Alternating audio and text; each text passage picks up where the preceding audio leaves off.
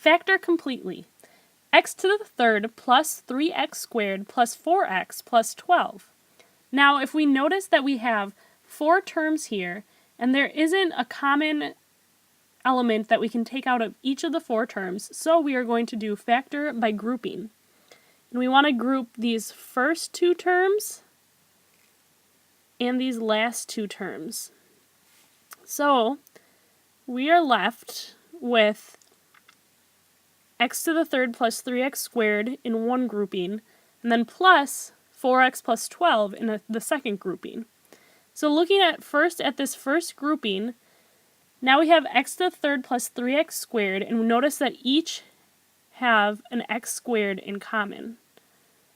So if we pull an x squared out of this first grouping, we're left with x plus 3 inside the parentheses.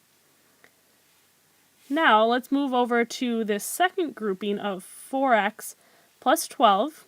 So we want to add on our second grouping, and notice that 4x plus 12, each of them has a 4 that can be divided out. And if you divide out by a 4, we need an x for that first term plus a 3. And we notice that both of our parentheses grouping that we have left are identical, which is what we're looking for.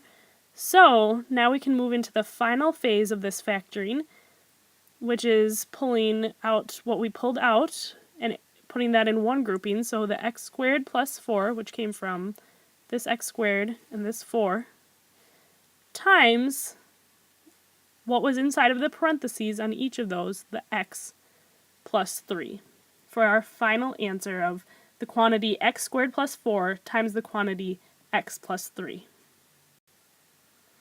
So A is the correct answer.